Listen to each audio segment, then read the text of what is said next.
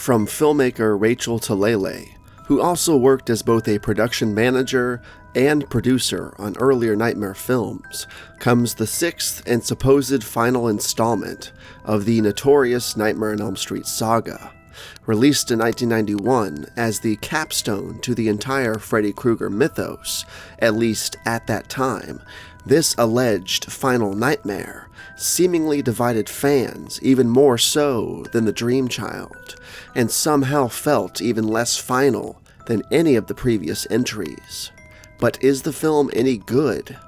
Let's find out by taking a look at Freddy's Dead, The Final Nightmare.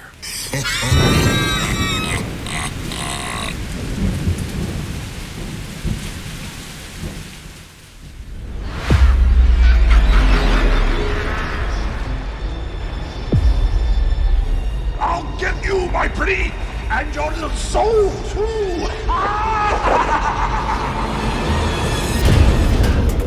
When I was just on the cusp of turning 5, a tender age where most kids are still shielded from the horrors of the big screen, my mom took me to see Freddy's Dead, the first film from the Elm Street franchise that I had the opportunity to witness in a theater.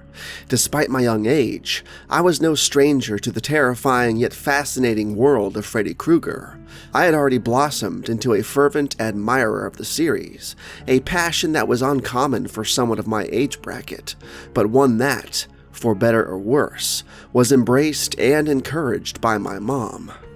The experience of seeing Freddy's Dead in theaters all those years ago is as clear in my memory today as it ever was. It's a special sort of nostalgia that grips me, one that reaches deep into the well of childhood memories, each of these early movie theater experiences acting as a thread in a tapestry that's rich with fright and wonder.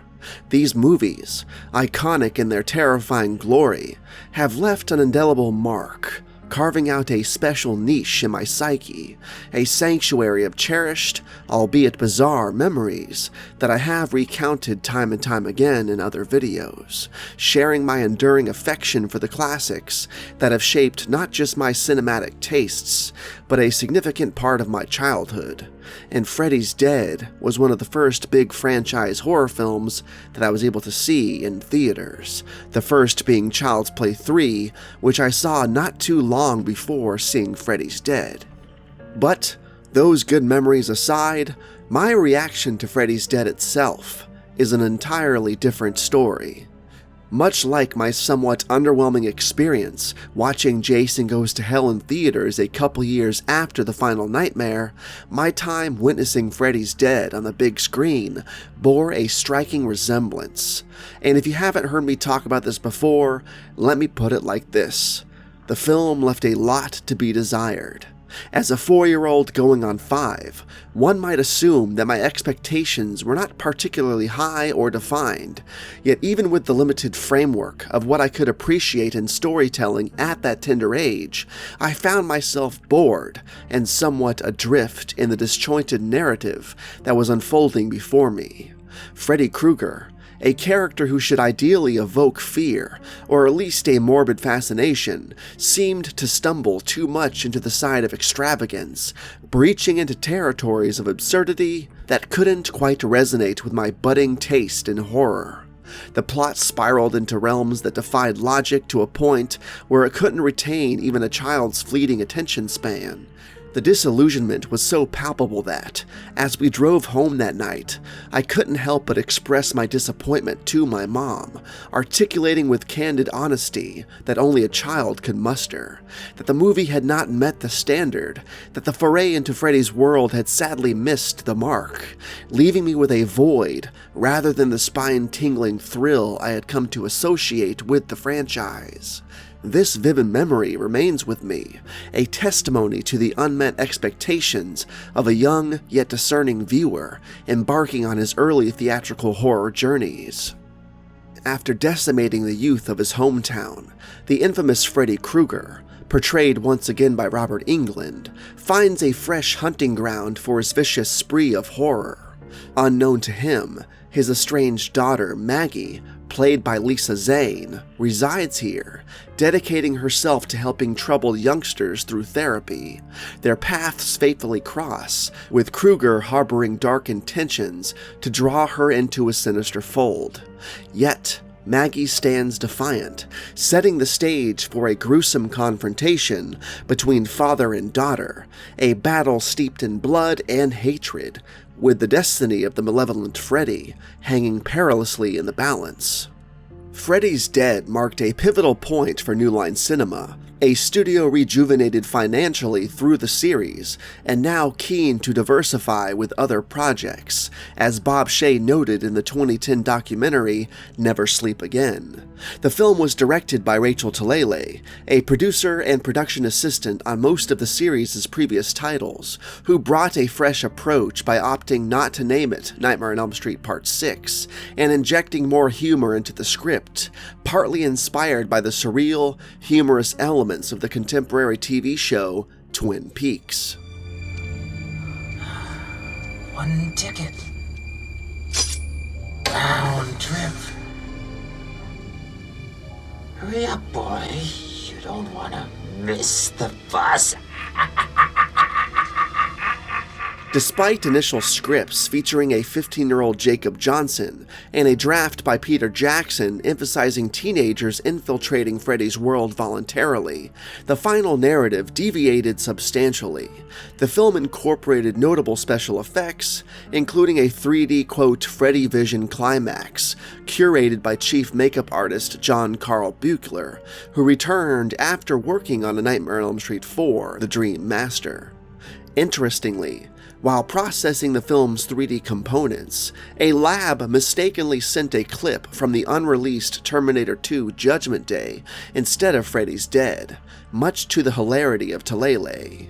Although the 3D effects, signaled in theaters by the character Maggie donning 3D glasses within the films, was omitted in many home releases, it was reinstated in the 1999 DVD box set, which included 3D glasses for viewers.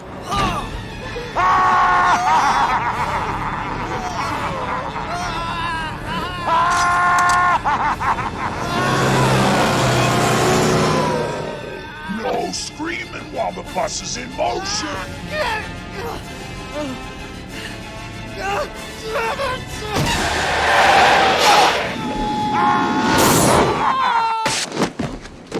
The final version of Freddy's Dead underwent less MPAA-mandated editing of violent sequences compared to its predecessors.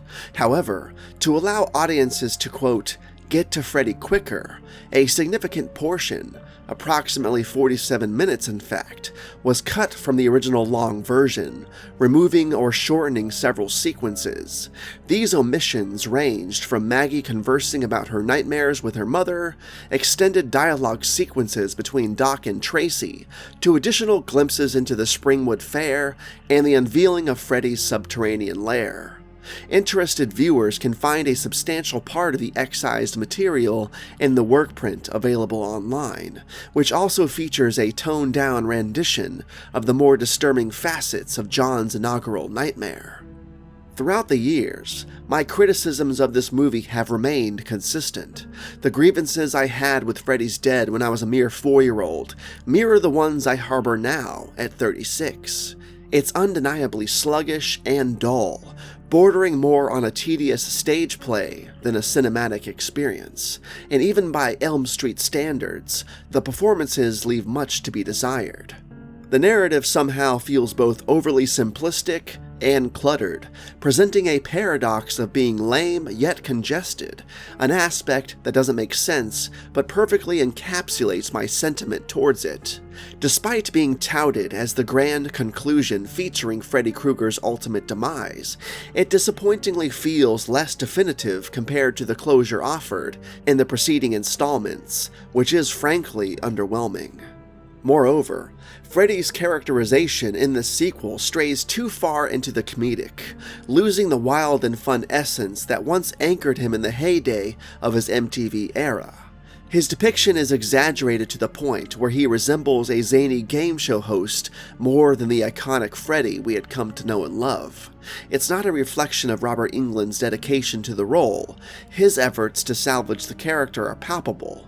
However, due to a combination of possibly the script, the time period the film was released in, or other unknown factors, this rendition of Freddy falls a little flat, failing to resonate with longtime fans on pretty much any level. That being said, there are several elements of this movie that stand out in a positive light. The commendable cinematography, a handful of well-executed dream sequences, and the visually striking dream demons themselves. Robert Englund retains his undeniable charm, making him an inherently likable presence on screen. The soundtrack also emerges as a high point, boasting a rich dual lineup that includes an original score by Brian May, alongside a contemporary track list featuring stellar artists such as Goo Goo Dolls and Iggy Pop, amongst others. These aspects lend Freddy's Dead a few redeeming qualities, despite the poorly aged and somewhat gimmicky 3D effects. Then they give them the power to cross the line and turn our nightmares into reality. My foremost grievances revolve around two substantial issues with how Freddy's Dead handles its central antagonist, Freddy Krueger. To begin with, there is the glaring omission of an explanation regarding Krueger's return following the events of the Dream Child. This significant plot hole, with no acknowledgement whatsoever in Freddy's Dead, feels like an unforgivable oversight that disregards the series' continuity. Additionally, the execution of Freddy's defeat in this installment leaves much to be desired. The storyline brushes lightly upon the Dream Demon's concept, entities which are the source of Freddy's supernatural abilities, before swiftly ushering us to an anticlimactic conclusion, where he is hauled into reality and eliminated through a rather mundane means, a bomb explosion that also releases the Dream Demons into the real world, their fates unknown thereafter. Kids.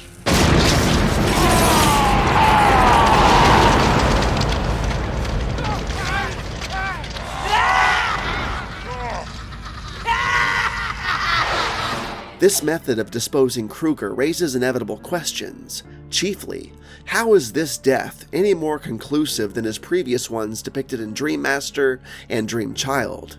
Given the dispersed Dream Demons' unresolved status, it keeps the door open for yet another potential revival, undermining the finality the movie intended to portray. Moreover, considering Freddy's reappearance in Freddy vs. Jason, which is still in continuity with this film, it becomes evident that his departure in Freddy's Dead was far from being the conclusive end it was meant to be, ultimately resulting in a conclusion that feels unsatisfying and, frankly, rather lame. It misses the mark in delivering a final end, failing to tie up the loose ends satisfactorily, and leaves viewers grappling with a sense of incompleteness. Despite my complaints, I wouldn't go as far as to say I entirely despise the film. While it has its drawbacks, there are elements that keep it within the realm of watchability, not least of which is Robert Englund delivering a performance akin to Bugs Bunny at his most depraved. With all that said, Freddy's Dead, The Final Nightmare, manages to be, if not just once, worth the watch.